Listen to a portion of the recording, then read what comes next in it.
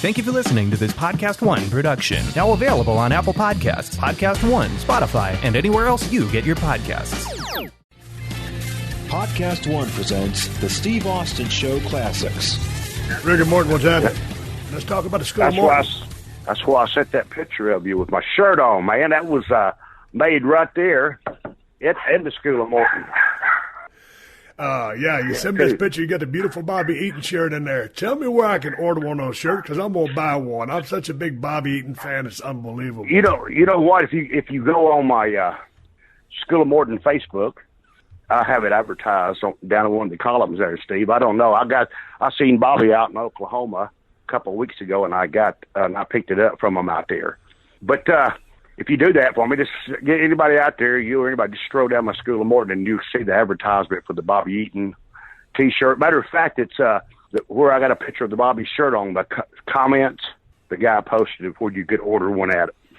But, man, you asked me about the School of Morton. I'm located down in Chuckey, Tennessee, right outside of Greenville, Tennessee. How did you end up in Chuckey? Man, you know what? You see the movie The Field of Dreams? Yep. You build it, and they come. and it was like that. I wanted to tell you the truth, Steve. I'm just not kidding with you. I'm just going to tell you the truth. Chucky's a little bitty town. There's nothing there. You know, in big cities, man, you overhead. I couldn't afford it. And I went down there, and I opened up a school there, and it's a little bitty. And as it went on, I got more people, and I expanded it, made it bigger. And I know, if you notice in the picture I sent you, you see two of my rings in the background of that picture at my school. Then I have another one in the back, and I have a dungeon that's dedicated to Stu Hart. I don't never go down there, though. No, I'm just kidding. But I'll leave that for other people. But, man, it's there, Steve. And I ain't trying to, because you got a lot of the guys out there that have wrestling schools, and they're all good. But, in that area, in that certain part of the country where I'm at in East Tennessee, it's what we got. And we learn hard. I encourage a lot of the guys, especially, because, in our younger days, we wrestled every night. Nowadays, these guys are lucky to wrestle once a week or every 2 weeks. And it's just like, even though we're in the entertainment business, man, we're professional athletes. You got to train like they are. And that's at the school. I'd much rather get in the ring with a guy that is not that's got a little experience by just going to wrestling schools than not at all. So that's where I'm at, down there in Chuckey, Tennessee. A great location, man. It's just, it's not hard to find. It's not but two buildings in Chuckey, Tennessee, and one of them is the School of Morton. Well, talk to me about them rings you got, because, I've heard so many of my guys that come on my show, they started backyard wrestling. They'd build their own rings. Are those 16 or 18 footers? Mine are 16 foot, and I'm going to go ahead and give everybody a plug. A guy named, you might know him, Mike Samples, up in Kentucky. Do you remember Mike? Yeah, I remember the name. Yeah, see, but Mike, he makes all the, the cages and stuff for UFC, and he makes rings too. And Mike, was a buddy of mine, and I was needing a ring. My ring I had was homemade. I'm just telling you the truth. It was 14 by 14. The ropes wasn't like, and I needed a good ring, and I got a hold of Mike. Man, he helped me out. But since then my school's grown, and I've, and every time I make at my school, I put back into my school too. I really do. It's not that I make a killing off of it. I don't. What does a ring cost these days, Ricky? Man, a good one costs you $4,500, Steve. And to somebody like me, that's a lot of money. So, but what I do is I get that. I got two of them now, and Mike let me pay for them a little at a time, and I paid for them, and he did. I got them all. I got everything paid off, and did that. And now, we're just working on. Then we start putting our money back into cameras, for the kitchen guys. I wasn't one of the best talkers in the world, but I got my pointy calls. But and a lot of my boys, I teach them.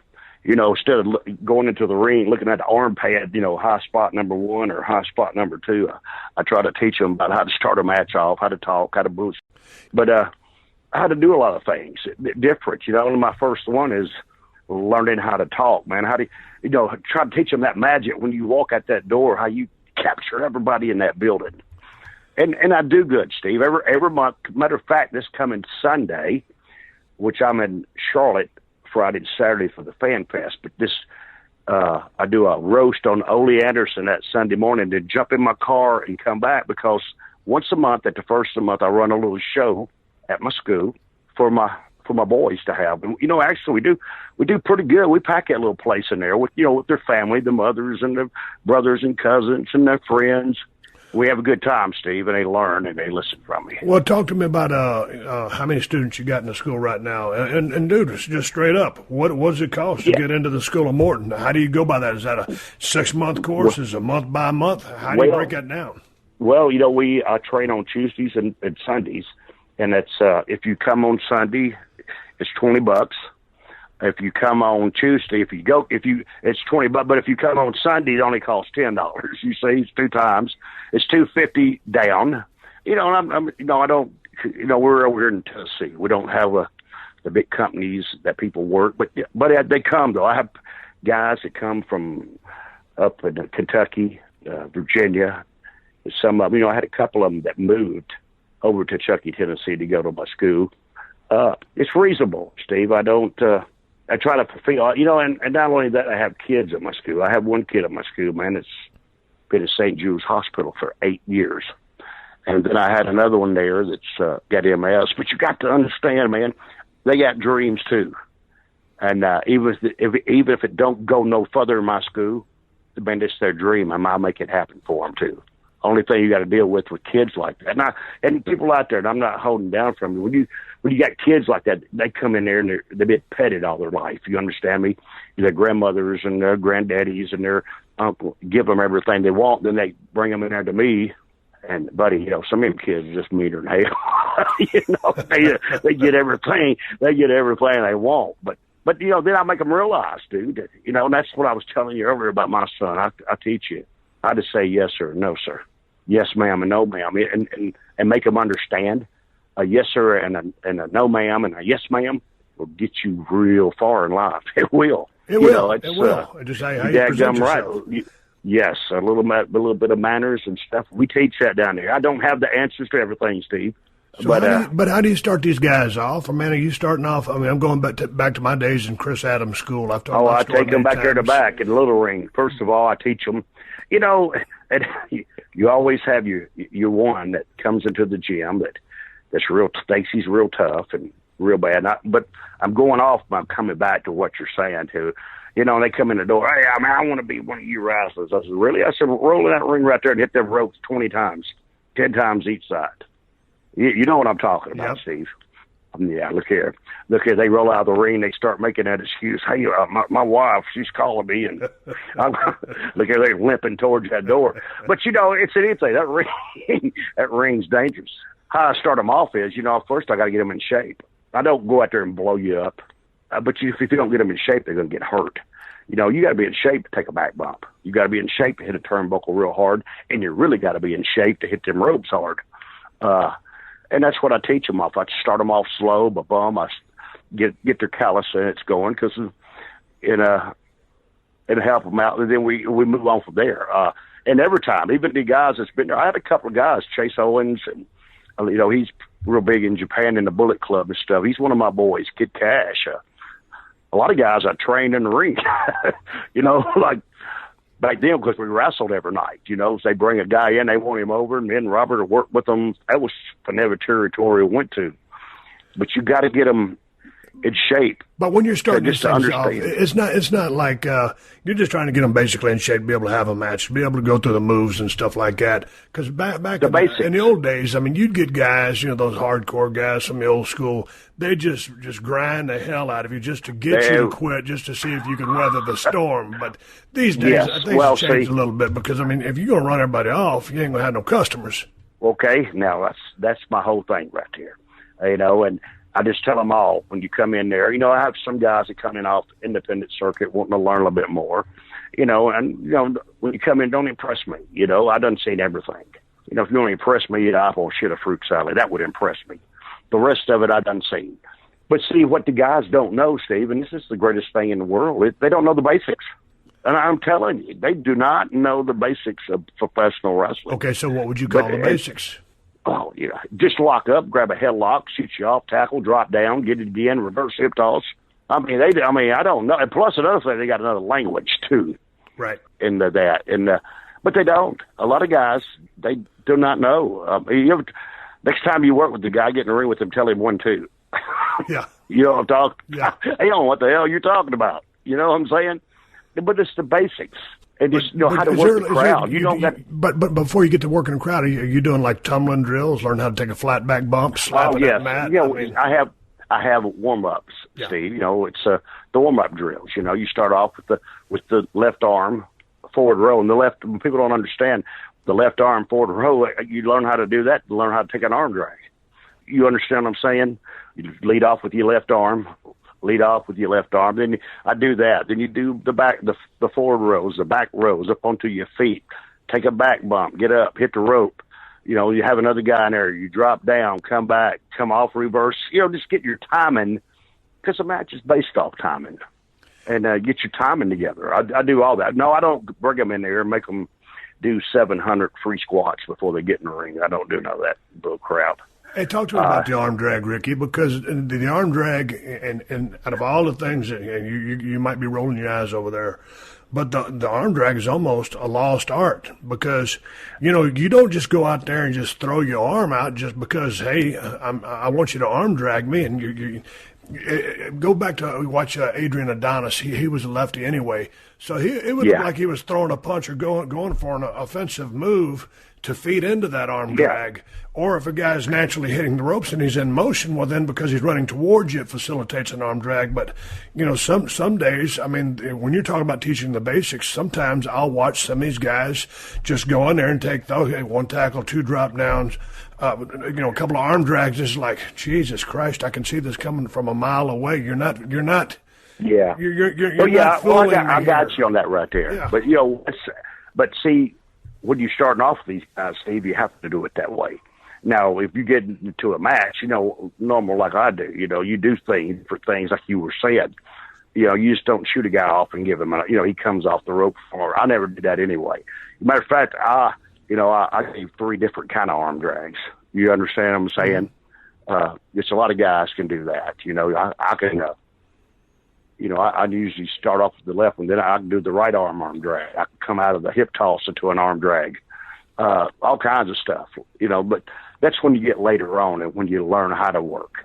How do you go about teaching a working punch, Ricky? Because you always had a damn good punch. You just felt good and it looked good.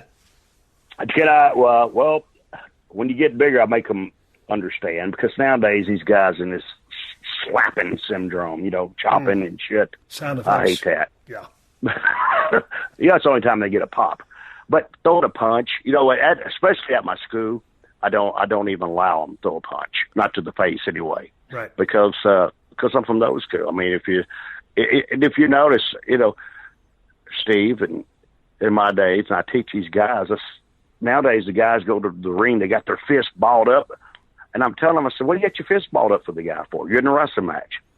I mean, what do you want to hit him in the mouth for? And they do that. You know, not long ago, I worked with D'Lo Brown a couple of years ago in the match, Steve, and same thing. And I'm not getting off what you asked me, but, you know, I'm in the ring with him, and I asked him, I said, D'Lo, what do you want me to sell, the first punch or the 47th one? I mean, I don't know which one to sell. Yeah. You done hit me 47 times. But, I'm telling him, Jesus Christ, but at my school, I don't even let them throw punches. That's until you get into the angle, and I shoot little angles in there, but I teach the forearms. I teach, the forearms across the back, across the chest, and then we finally work it in.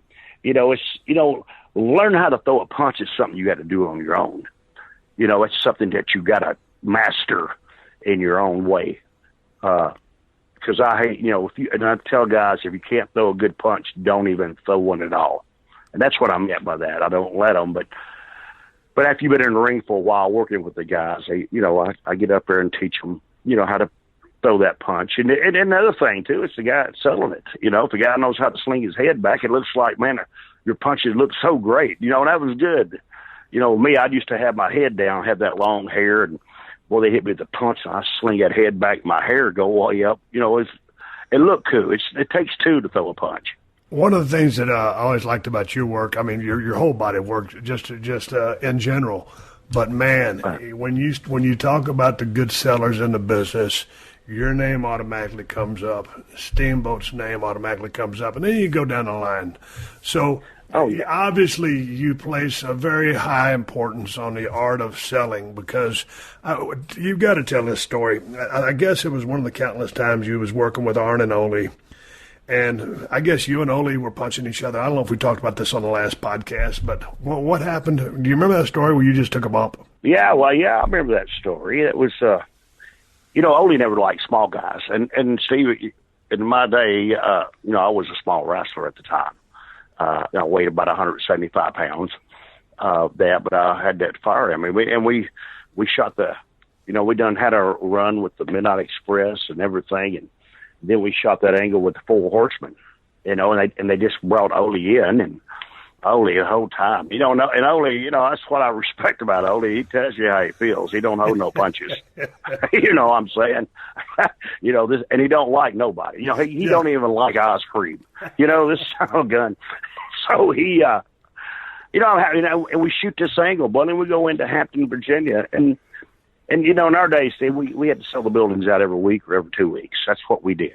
Right. If you didn't, and God, we got these people going. This place, Hampton's packed, and boy, them people were bummed, and they just did a thing where they rubbed my face on the mat, on the concrete, and I got the new skin and all that stuff on there, and boy, I hit the ring, and I go with Ole, and Ole, he's trying to blow me up. That's what he tried to do. He was trying to blow me up, but it's not my first rodeo. So I got him in the corner, and I done hit him 700 times, and he hadn't took a bump yet. So I just stopped, and I looked at him.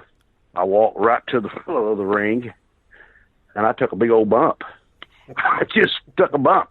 And he looked at me, and if you can, I'm just going to tell you exactly what Ole told me. So if you have to beat it out. He asked me, he says, "What the f*** are you doing?" I said, "Well, hell, you didn't take a bump. I thought I would." And then he looked at me real funny because he called on. He says, "Man, I don't know where to whoop your ass and shake your hands, and you got more balls than a Brahma bull." But you know what, Steve? After that, dude, I hit him with one punch, hit fly, because understand he'd come back. He couldn't. Then finally he come and told me, he said, "That gum, Ricky, we shot this angle with you." He says, "I just never believed in little guys." He said, "But heck, I made more money on this run with you than I ever." And he's serious. He said, "I've made more money on this run with you than I ever made in my life." And that's a great compliment. So yeah, that's awesome. But I did that. Let me ask you a question. Because, man, when I go back, people always ask, if I'm talking wrestling, my favorite era was that mid-'80s stuff. I love the stuff that Bill Watson, them guys were doing, Mid-South and Power Pro, NWA, man, and you guys running, and you and Robert, and y'all either feud with the Horsemen or was it the Midnights? So as a white meat babyface, you and Robert, I've seen that somewhere before. Yeah. Was there, who did y'all, I know you love to work with both teams, but, man, I'm such a fan of Ole and Arn. And then Arn and Tully, I like them too, but I liked Ole and Arn combination.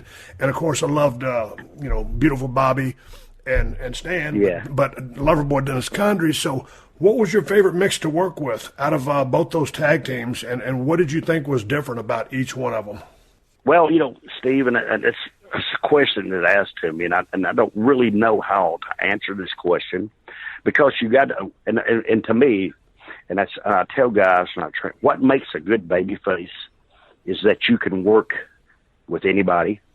Now, what makes a good babyface? See, the heel never changes his gimmick. He only works a lot of guys only work their style, and if you can adjust to their style. Now, with the Midnight Express, it was the deal with Jimmy Cornette. They wasn't the big, tough, badass team. They were the ones that when you did the babyface and heel gimmick, that they could never get nothing right. He always outsmarted them. Then it had Jimmy Cornette to come in and screw us in the match. Yeah. And and that's what ba-boom. But then when you got in there with Ole and Arn, here's Ole Anderson, the Minnesota Wrecking Crew, the big baddest son of a gun in the world. I'm Leroy Brown. He's what I'm trying to say real bad, and Arn Anderson. They're real tough guys, and you've got to understand you got to change your thing. And you see, what got me over, Steve, is like you were saying earlier, was selling. You know, when you start to sell, man, and the whole match. I mean, look at some of these matches where Ole and Arn would take that one body part and just work on it and pound me and pound me and pound me, but I never died. And I kept coming up, and I'd make those little surgeries. But see, that was the difference in between all of them. You know, to me, and I can't pick one. I loved them all. Yeah. Every one of them. You know, especially when I was younger working with Dennis Conner, because Dennis taught me a lot in the ring. But then when Dennis left and Stan Lane come in, Stan filled those shoes just like that because he was a good-looking, great body heel that fit right in the mode with Bobby Eaton and Jimmy Cornette. You know, sweet Stan Lane, you know, and beautiful Bobby Eaton.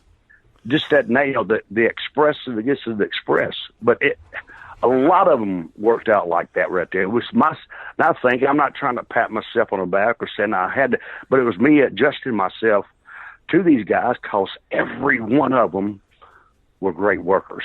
All of them were. And I couldn't pick none of them because we drew money with all of them. Oh, I know. But when you said Loverboy Dennis Condrey taught you stuff, now when you started working with him, and you were already a veteran, I'm assuming, so what particular did he teach you?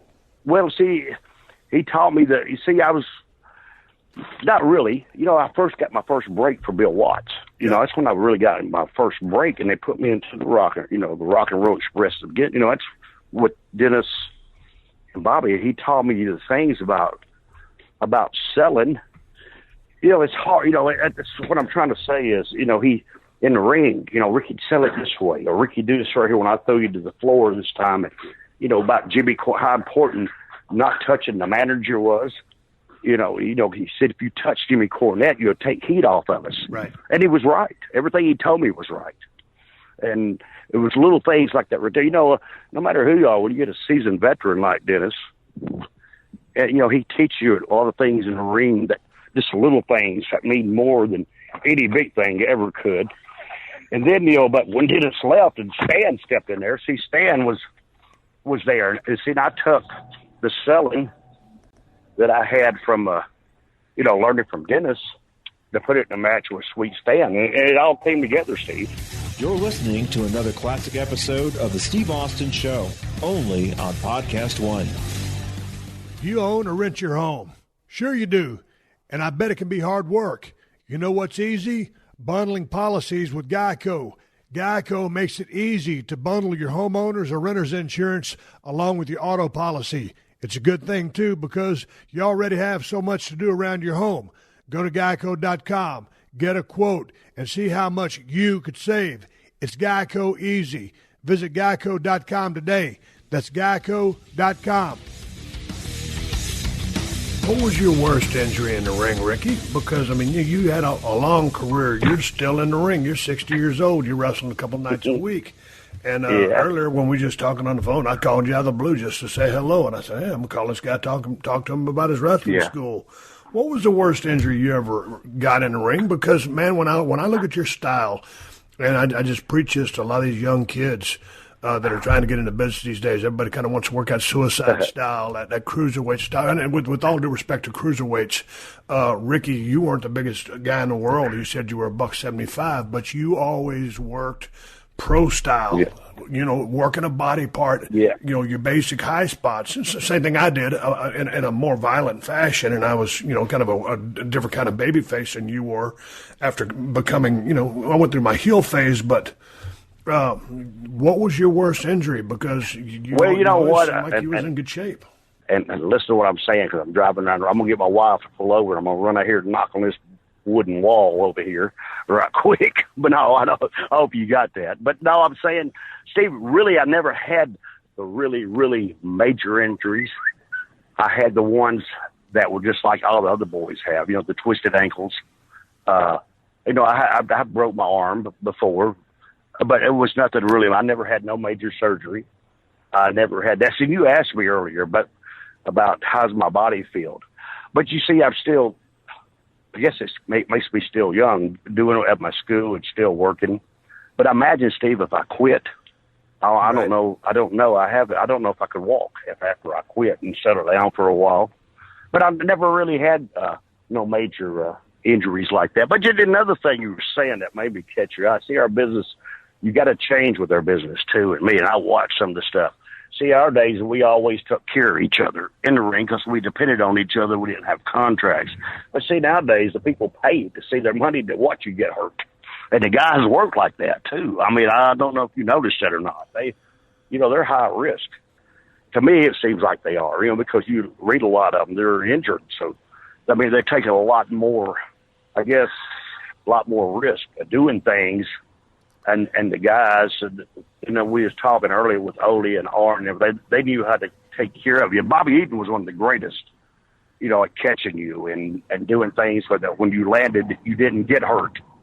So I don't know. I never, and to answer your question, I'm like everybody else. I got the chips in the elbows. I have the sore back and sore knees sometimes, bad ankles. But other than that, Steve, that's about it. But what are you teaching? Are you teaching the style that you worked as an in-ring performer? Are you teaching today's style that you would find on maybe a WWE? Because, and I'm not gonna. This is not a knock. I'm just saying, guys are working so hard and so fast.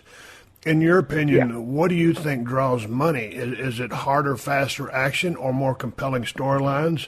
Or a babyface that you love and a heel that you hate? Because some things are done so fast these days, it's like, man, if nothing's hurting, I really can't, and I'm one of the boys. But so I give the guys credit for being better athletes than we were back in the day. But at some point, man, you can only go so fast, and I think there's diminishing returns by going too fast.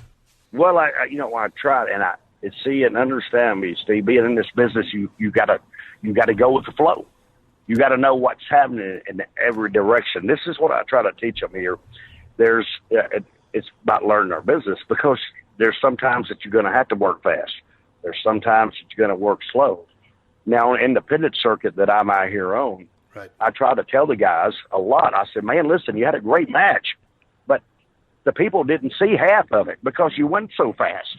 And really, Steve, if you stop and think, and I get these guys to do this all the time. I said, after your match, I want you to go out there and find somebody that you don't know, and you ask them, "Did you watch my match?" And they're going to tell you they did, and you come back and tell me what they said. And the answer to that question is, Steve, all they remember is the finish. Right. And you have to watch the match. And I told the guys to watch the match too. Because everybody, other night I was going to, believe it or not, I was going to do a dive over the top rope. And I went out and I was watching a couple of matches. Well, hell, they did a dive 14 times in that one match. I said, well, I can't do that tonight. But if he just slow down, I said, by the time the guy turns around and asks the guy beside you, what do you do? Oh, you done did 2 more spots. So just slow down. The people were watching you, man. And that's what I try to make them understand. It's like you're on stage. I mean, you gotta when you talk, the people's got to understand what you're saying. And the simpler to me, the whole thing, you have the time when you want to get the heat. If you're coming back in 2 weeks at the show, some of these independent shows run every week. I go in and do a little deal where the heel, gives me the gimmick, and I cut the interview and come back in a couple weeks. All of it works. It's according on the situation that you're in, Steve, because there's still the old school wrestling out here. There's the new school wrestling out here. I don't say I just call it the right way. That's the only way I put it and try to teach it. I teach all of it, though, because I have kids that go to Japan, and from my school, they come back, and boy, you know how it is when you come back from Japan. You're wide open, full of piss and vinegar, and bam, you don't sell nothing, you hurt nothing until you get back into the groove of being back here in the States. So what are you telling these kids when you train them in your school these days? I mean, because back in the day, in the phone call that we were having before we started recording, we were talking about the good old days and working in Nashville at the fairgrounds where Frank Morrell, hell, I'd be over there in the babyface corner. I was working with maybe Superstar was running heel that day. I don't know. And, give me the finish, give Bill the finish. And I'd go out there and listen and we'd have the match. And a lot of times you were saying you'd be going to the ring, and boy, one of the greatest referees of all time, Tommy Young, would be giving you the finish. And so you didn't find the finish out there. You might even be in the ring getting the finish. Well, you see, Steve, when you started there in Nashville, but see, like for Bill Watts, and it was very seldom that you ever shared a dressing room with heels.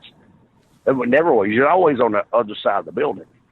And then, and I remember first when like TBS started coming, then the internet started coming in, the kayfabe sheets coming in. Whether, everybody tried to kayfabe. They was trying to beat Dave Meltzer stuff. You understand what I'm saying? So instead of anybody knowing what your finish was, they didn't tell you till you went to the ring. Yeah. But that was good. That was a difference. It was a difference in time. I mean, I did several hour broadways with Ric Flair. I didn't even see him till he got in the ring. Right. As a matter of fact, every night that I done it, the only time I ever saw him was in the ring. People thought that nowadays, which we are, me and Bobby, like me, Bobby, and Tommy Rich, and guys like that. So we all grew up together in this business. And they used to tell me about us hanging around. I said, yeah, but I had to wait till Bobby turned babyface before I hung out with him.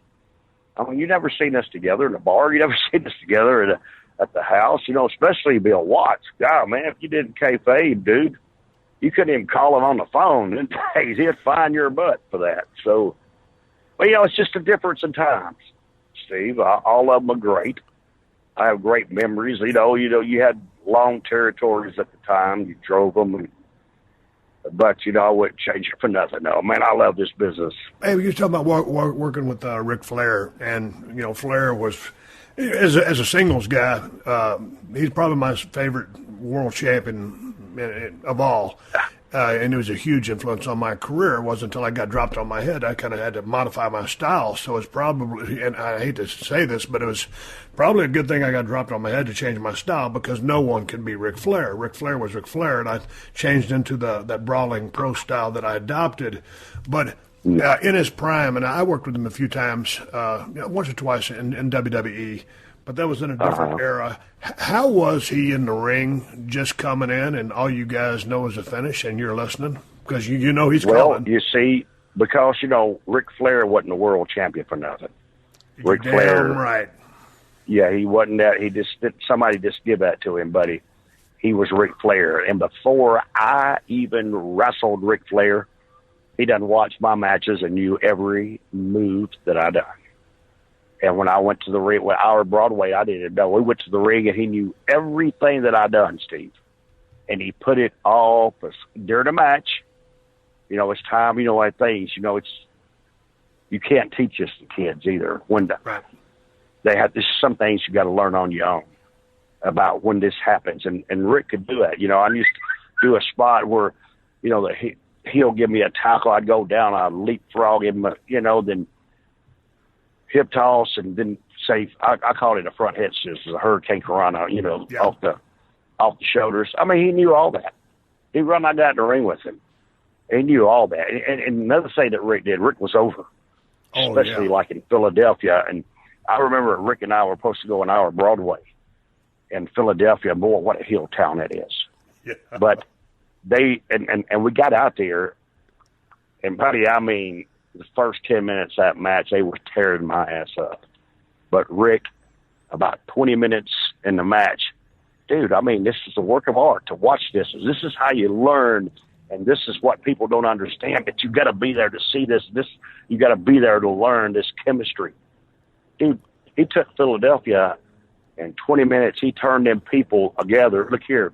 They pushed the guardrails all the way to the ring.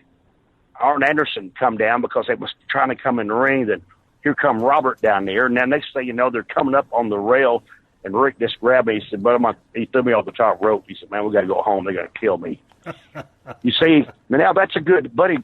Can you imagine that? And nowadays, it seems like everybody, instead of being a business, they trying to get over better than the other person. That's just my own personal opinion, Steve. You're trying to draw money, but the heel don't want to look. He wants to look better than the babyface. And sometimes I see this, and it really does happen. But when you get a guy like Ric Flair that knows the chemistry of our business, and knows this magic, and he knows how to tell that story and start painting that picture, nobody. You know, the limits, there's no limit to what he could do in the ring in his prime. And, buddy, I was there. Now, I experienced it. I wrestled him.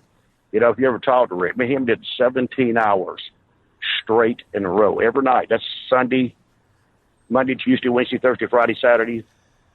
And then when that was over, we went 6 hour-and-a-half matches. And that's, but if you don't learn how to work then, you need to quit the business. There was a couple of high-profile guys that he worked with that, man, I always think, man, these guys are working years straight with Ric Flair, and they didn't really pick it up. And you're learning from one of the best. And the thing I liked about Rick was he always knew, when to take a powder, when to hit the gas pedal. That dude was so in tune with the crowd. He was just two big ears out there listening to the crowd, and he worked them. He worked them to death. And like you said, if you can change Philly, and if they're giving you a hard time and 20 minutes in they want to kill him, he just had a way to read a crowd, and he knew when to hit the gas pedal in the match, come back, get some heat, start that preliminary heat, little comeback, and then grind you down to go for that patented leg work and to try to set up for the figure four. A lot of people say, have you seen one Ric Flair match? You've seen them all. BS. That's bull crap. That's bull crap. Each and every single match is a different match. But the guy was just a master to me of timing and psychology and listening to a crowd. Yes, and besides, and put them all together, and I'm sorry, this is the way I feel. Ric Flair was the real world heavyweight champion of our business. He did it that way, and plus his interviews, and all the fans out there are listening. When he told you he wore a $3,000 suit, he had a $3,000 suit on.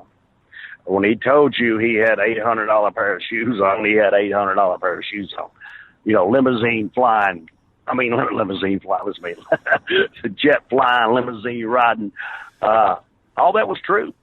And Rick, he lived this gimmick. He was the nature boy, Ric Flair, And to me, I've seen a lot of guys that try to go out there and work, but see, they try to, and see, that's what makes it, to me, I was talking to you about earlier, Steve, and I don't have the answers to everything, but as a babyface can change his way to work with a heel. That's Ric Flair. You got to work. Ric Flair don't have one certain style, but if you try to buck him in the ring, your match is going to suck. You know what I'm saying? He's going to make you suck, for one thing. Yeah. You know what I'm saying? He's going to make you suck. But I had a great run with Ricky. I had one of the things I loved about Flair was, going to his promos, just throwing everything in your face that the shoes he's wearing probably cost more than your house. All that just, it was damn near a shoot to him. It was a shoot to him. He was in character 24/7. But you said earlier, I'll take you back, you said maybe you didn't think your promos were the greatest. What I liked about your promo, Ricky, was because every time you said something, you meant it. And a lot of times this is coming on the heels of maybe taking an ass whooping, as those heels were getting some heat on you and Robert. But you and Hoot. But so you had emotion, and it was like you weren't out there trying to say E equals MC squared like a scientist. It was about, hey, you did this once, you got away, but it ain't gonna happen again. Or there was revenge, there was vengeance, there was meaning behind what you were saying. So you can go out there and you can. Anybody can talk for 5 minutes, but if there's not any anger, emotion, or salt and pepper in your language or in your cadence or how you deliver it, hey man, to me, the promo is either effective or ineffective. You got to make those people feel what you're feeling. It's like it's like that old song, Mister, can you make folks cry when you play and sing?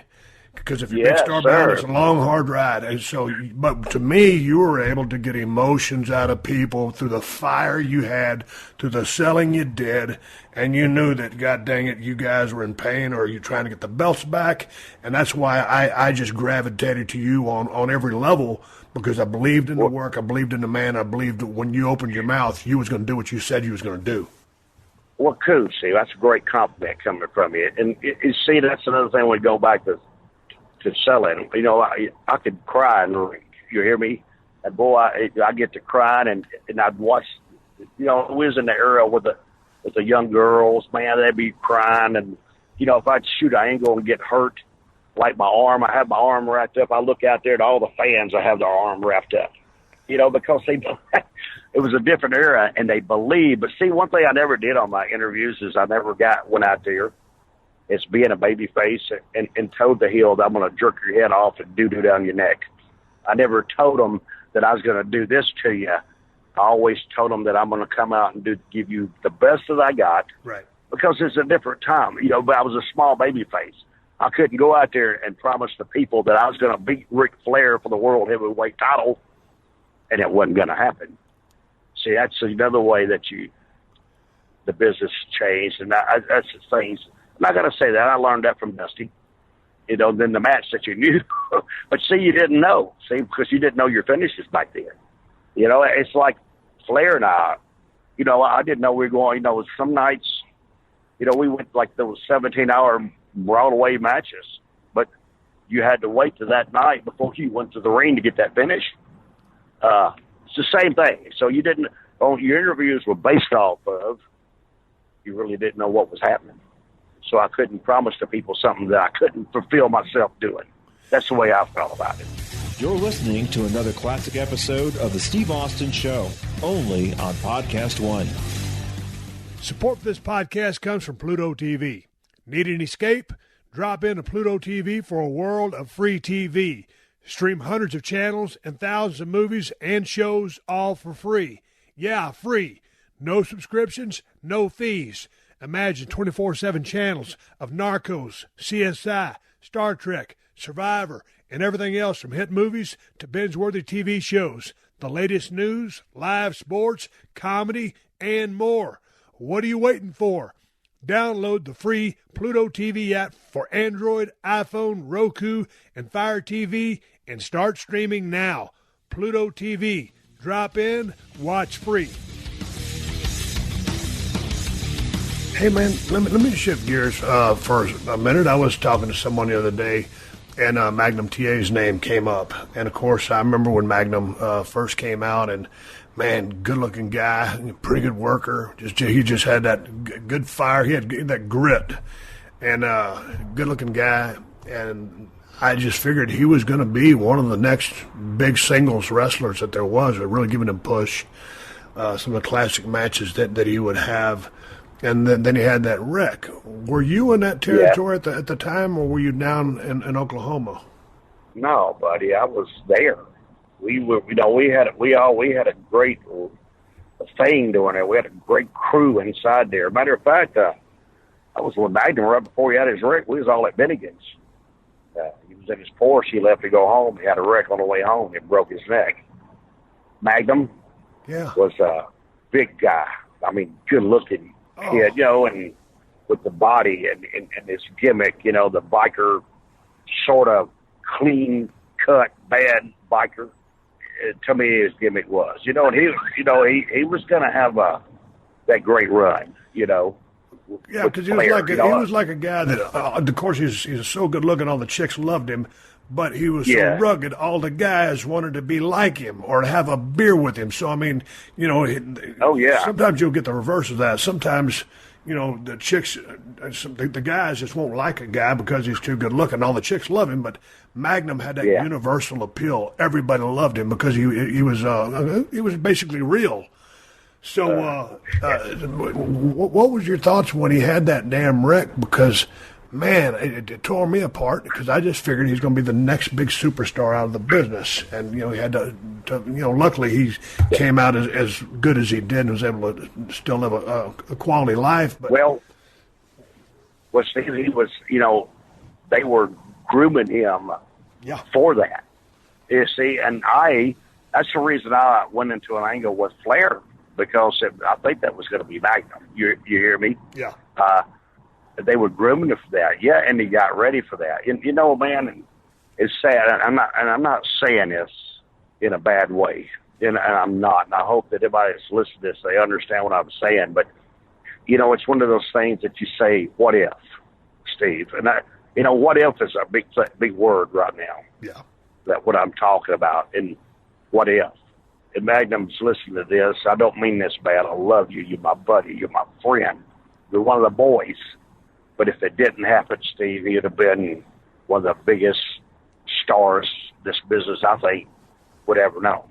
To me, I you agree. know, because his buddy, he was there. He was that rough and tough guy you was talking about, you know, and that good-looking guy, and he could hold his own. You understand me? They were grooming him I think they were grooming him to hold that title for a while. To have that good long run like Steamboat and Flair did for the NWA title. You know, Steamboat and Flair had that run over there in the Carolinas for years. Mm-hmm.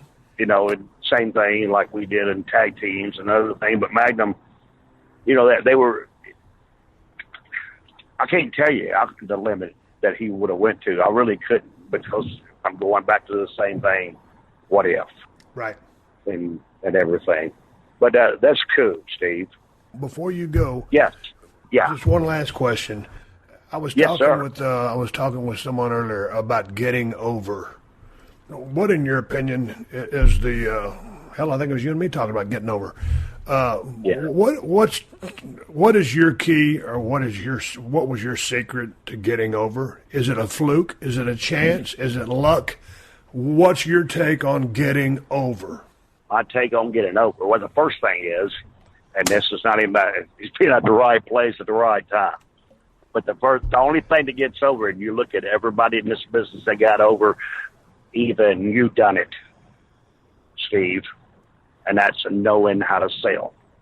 Okay, knowing how to sell in the business, that's what keeps the people's interest. And all your great stars, you look at them, each and every one of them knew how to sell. And if you can make, like you said from David Allen Cole a while ago, if you want to make, you know, if you big star bound, if you make people feel what you feel inside, and that's what you really got to do. That's learning that magic of the business. The people out there that's watching you in that match. But to me, the greatest thing that ever got me over it, and when I go, especially back then, the guys want to come in with any kind of hot spots you want to do. I said, I don't do hot spots. I sell. And I don't die. And I keep fighting you and fighting you and fighting you too. You have to cheat to beat me, because I never give up. I never, you know, I wasn't like a fish out of the water just flopping around. When I sold something, I sold it for what you did to me. You know, if you gave me a gut shot, I didn't do a forward flip. You ever notice that happen a lot of times? Okay. When you gave me something, I sold it like you really gave it to me. You know, if you punched me in the mouth, you know, I'm going to sell that punch in the mouth. I never forget the first time I wrestled Brian Armstrong on Memphis TV. You know, he was coming in Road Dogg, and I locked up with him. He told me, "Come around, give me a punch," and he gave me a punch. But I sold it like he really gave me. Well, he really thought he hit me. And we're on TV, and he's standing there going, "I don't want to do that. I hurt you." No, I almost started laughing. You hear me? But that's just the way it was then. To me, I think the key is just selling, Steve, making the people believe what you believe inside. That's what really. If you believe in yourself, you get yourself over. You know, that's the one thing you got to do. It's just and it's great. Stone Cold Steve Austin. Hey. You my man, buddy. I ain't kidding you. Hey, Steve, and I told you earlier, and I meant that from my heart. And really in our business, you're one of the last ones to ever really get over. To me, you're one of the greatest credits this business ever had. And that's compliment, and take that for a compliment, and that's from my heart. Yeah, I mean, and you know, Steve, and when you were hot, I could go anywhere in the world. And I'd go anywhere in the world, and I'd see somebody with a Stone Cold Steve Austin shirt. You know what? It was a deal where, you know, I was at the right place at the right time, and then there's some lucky breaks that figured in. But I did believe in myself, to your point. But I was at the right place at the right time. I'm going to ask you something here, and I know we're live on the podcast here, and I'm one of the old boys from school, and I don't want a handout. But if you ever talk to any people, you know, things that Robert and I never got. We never got an action figure, not even one. If you ever talk to people like that, give us a plug sometimes, would you? I'll do that. It would change our life, and I'd like to go help train some of the boys, you know, and I could, you know, if I ever need help doing that. Because now you see they're bringing tag team wrestling back. And I know a little bit about that. Okay. but I'm just saying that. I'm not asking for a handout. No, I got you. But if I love my business. If I don't see you guys with the Midnight Express in the Hall of Fame on these days real shortly, I'm going to riot. But, dude, hey, man, thank you. That's a great compliment, buddy. That's a great. Those battles that y'all have with the Midnights and with the Rocket, with Ole and Arn and Arn and Tully. Yeah, buddy. But that does that stuff that I just, like I said, hey, all them are, but we're not. That's the dude. But it's like we were saying earlier on the phone. That's when wrestling was real, and I bought in hook, line, and sinker. I knew something was up. But no, dude, I was hook, line, and sinker. So I appreciate all the memories. I know you got to go take your kid to acting school. It's the School of Morton. He's down there in Chuckey, Tennessee, and you get on his Facebook page. If you're down there, if you're looking for a school, Ricky said earlier, there's a lot of good schools out there, but they're not all good schools out there. So you got to be picky. I know Lance Storm runs a tight ship. I know. Oh, yes, he does. Ricky Morton, one of the greatest workers in the history of the business. So if you're down there in that area, you can't do no better than Ricky Morton. Yeah, Steve. Thank you very much, buddy. Thank you for joining us for another classic episode of The Steve Austin Show.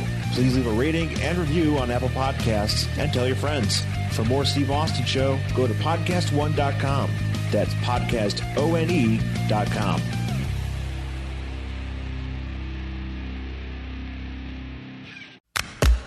Look out! Join me every week for the Michael Irvin Podcast. The Michael Irvin Podcast, the MIP. Now the MIP exists. The MIP. Okay, I got to make sure you got something to show. What? Where's Michael? He's holding out. What do you mean he's holding out? Brian, hey, it's the Playmaker. I ain't available right now. I said the Playmaker's not available for you. I will give you my Playmaker of the Week. Take the spotlight sometimes off of all these quarterbacks and put the spotlight on some of those guys that make the quarterbacks. T-I-R-E-D, put it together. T-I-R-E-D. I get tired. That's the love. That's the Michael I love right there, What's man. that? Yeah. Download new episodes of the MIP, the Michael Irvin Podcast, every Thursday on Apple Podcasts, PodcastOne, and Spotify. That's the Michael Irvin Podcast. I am the Playmaker, Michael Irvin.